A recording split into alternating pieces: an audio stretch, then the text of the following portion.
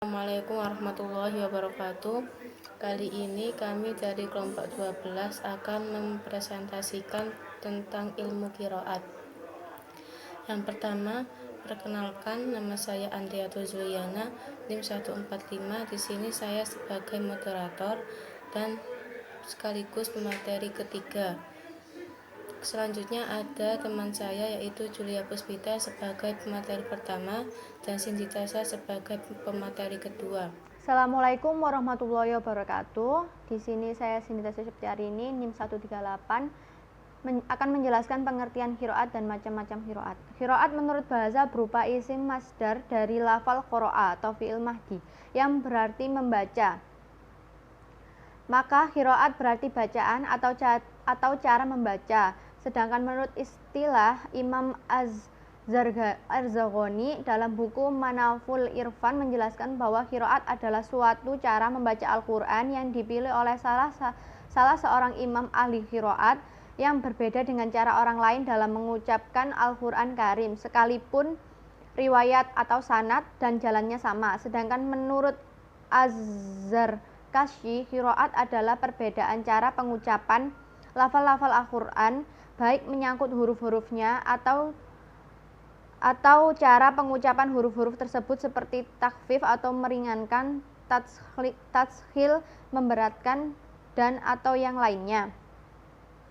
Macam-macam tingkatan qiraat dan penggunaannya. Yang pertama yaitu qiraat sabbah. Qiraat ini disandarkan kepada 7 tokoh ahli qiraat yang termasyhur. Qiraat ini mulai terkenal sejak abad 11 Hijriyah pada masa pemerintahan Al-Ma'mun. Kemudian Imam Al-Makki mengatakan ada 2 alasan mengapa dinamakan qiraat sabbah, yaitu pertama, Khalifah Utsman ketika mengirim kopi mushaf ke daerah-daerah itu ada 7 buah yang masing-masing disertai dengan ahli qiraat yang mengajarkannya. Karena itu nama qiraat tersebut berasal dari jumlah qura yang mengajarkannya, yakni sabbah atau 7. Kedua, karena 7 qiraat itu adalah yang sama dengan 7 cara bacaan diturunkannya Al-Quran. Yang kedua, qiraat asyarah. Qiraat yang didasarkan kepada 10 orang ahli qiraat yang mengajarkannya, yaitu 7 orang yang tersebut dalam qiraat sabbah ditambah dengan 3 orang lagi. Yang ketiga yaitu qiraat arba asyarata. Qiraat yang disandarkan kepada 14 orang ahli qiraat yang mengajarkannya. 14 orang ahli qiraat tersebut ialah 10 orang ahli qiraat asyarah ditambah 4 orang ahli qiraat yang lain. Kemudian penggunaan qiraat. Profesor Ma'naul Khothan di dalam buku Mahabits fi Ulumil Quran mengatakan jumhur ulama berpendapat bahwa qiraat sabbah adalah mutawatirah. Bahkan qiraat tersebut dapat digunakan untuk membaca ayat-ayat Al-Quran, baik dalam sholat maupun di luar sholat. Sebaliknya, qiraat yang tidak mutawatirah tidak boleh digunakan untuk membaca Al-Quran, baik dalam sholat maupun di luar sholat. Itulah materi yang saya sampaikan, kurang lebihnya mohon maaf. Assalamualaikum warahmatullahi wabarakatuh. Saya Julia Puspita dengan NIM 147. Di sini saya sebagai pemateri kedua akan menjelaskan tentang syarat, kelompok, dan perbedaan qiraat. Baik, yang pertama mengenai syarat qiraat yang benar. Ada 3 syarat, yakni yang pertama, qiraat tersebut harus sesuai dengan kaidah-kaidah bahasa Arab. Dan yang kedua adalah sanad dari riwayat yang menceritakan qiraat tersebut harus sahih. Dan yang terakhir, bacaan dari qiraat tersebut harus cocok diterapkan kepada salah satu mushaf Utsman. Karena itu, qiraatul Quran yang sahih harus memenuhi ketiga syarat tersebut, meski hanya diriwayatkan kurang dari 7 orang maupun lebih dari 14 orang. Jadi, semua qiraat yang telah memenuhi 3 persyaratan tersebut termasuk qiraat sahih yang tidak boleh ditolak dan dapat diterima. Kemudian, kelompok qiraat berdasarkan sanad menurut Al-Jazari. Di sini ada 6 kelompok. Yang pertama, qiraat mutawatirah, yaitu qiraat yang diriwayatkan oleh orang banyak dari orang banyak. mereka tidak mungkin untuk berdusta. Contohnya qiraat sabha. Kemudian qiraat masyhura, yaitu qiraat yang sahih sanadnya, seperti diriwayatkan oleh orang-orang adil dan selaras dengan kaidah bahasa Arab, serta bacaannya cocok dengan salah satu mushaf Utsman. Kemudian qiraat ahad, yaitu qiraat yang sanadnya sahih tetapi tulisannya tidak cocok dengan huruf mushaf Utsman dan juga tidak selaras dengan kaidah bahasa Arab. Qiraat macam ini tidak boleh untuk membaca Al-Quran dan juga tidak boleh diyakini dari Al-Quran. Berikutnya qiraat sadza, yaitu qiraat yang sanadnya tidak sahih, seperti bacaan pada surat Al-Fatihah ayat 4 dengan bentuk fi'il niadi yang berasal dari bacaan Maliki Yaumiddin yang artinya pemilik hari pembalasan. Kemudian qiraat maudhu'ah, yaitu bacaan yang dibuat-buat yang tidak ada dasarnya sama sekali. Dan yang terakhir yaitu qiraat mudraj, yaitu qiraat yang bacaannya ditambah-tambah sebagai penjelasan, seperti bacaan Sa'id bin Abi Waqqas yang artinya tidak tetapi mempunyai seorang saudara laki-laki atau seibu saja, atau seorang saudara perempuan atau seibu saja.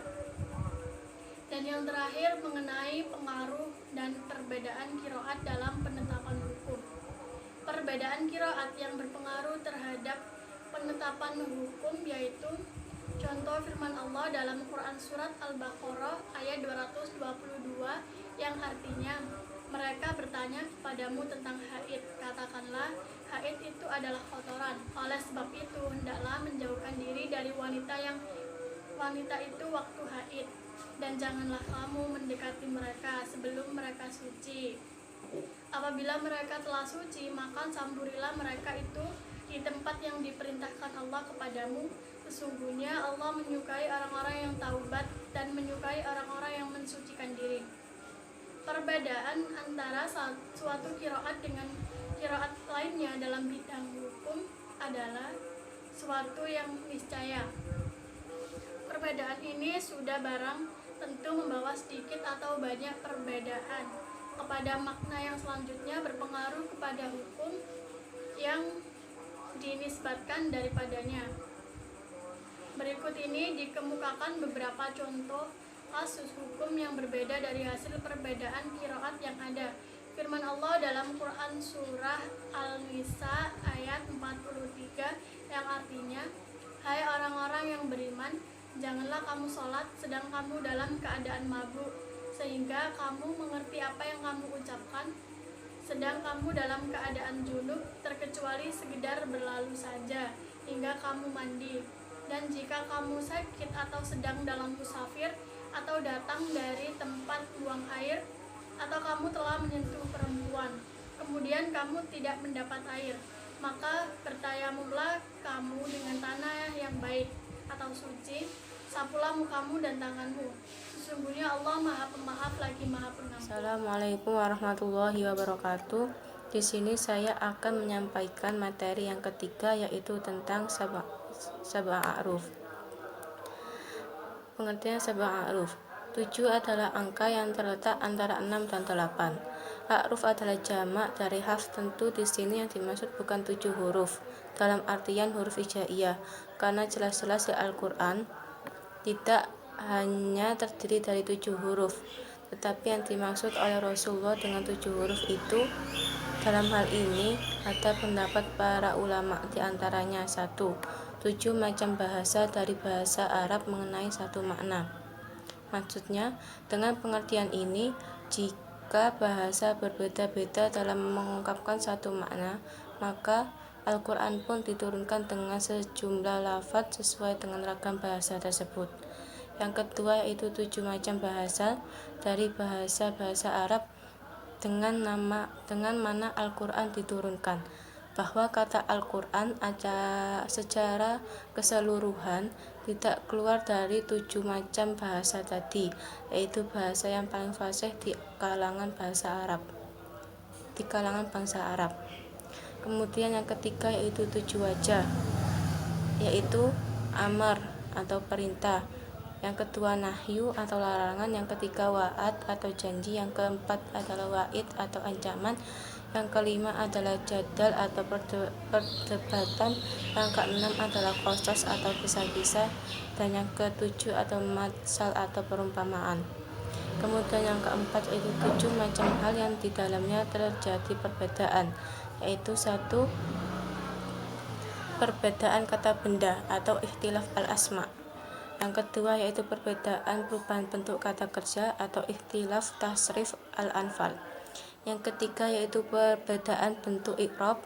Yang keempat, perbedaan dengan mengurangi dan menambahkan atau ikhtilaf bin naqsi wa ziyadah.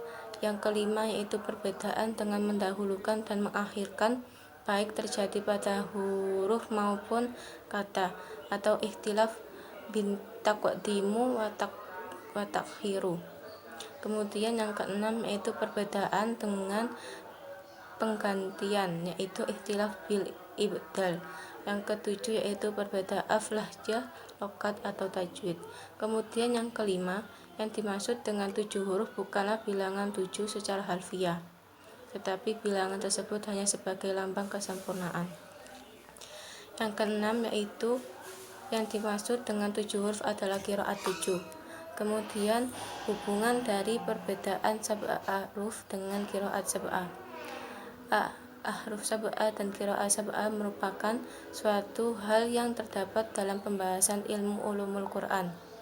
Kedua istilah tersebut memiliki perbedaan tersendiri, namun keduanya sangat berkaitan. Istilah ahruf sab'ah telah ada sejak Al-Quran diturunkan kepada Nabi Muhammad SAW. Hal tersebut sebagaimana telah dijelaskan sebelumnya dalam sabda Nabi Muhammad SAW yang menjelaskan bahwa Al-Quran itu diturunkan dalam 7 huruf. Sementara makna dari 7 huruf tersebut para ulama berbeda pendapat sebagaimana telah dijelaskan sebelumnya. Adapun qiraat sab'ah adalah istilah yang muncul berkaitan dengan bacaan para imam qura dalam melafadzkan bacaan-bacaan Al-Quran. Istilah qiraat sab'ah tersebut muncul ketika banyak bermunculan macam-macam bacaan Al-Quran, kemudian oleh para imam-imam qura tersebut melakukan penelitian dengan beberapa ketentuan, yaitu sesuai qiraat tersebut dengan kaidah bahasa Arab, sesuai dengan mushaf Utsmani dan sahih sanadnya. Berdasarkan syarat-syarat tersebut, maka pada akhirnya ditetapkan 7 orang imam dan bacaannya yang sesuai dengan syarat-syarat qiraat yang mutawatir.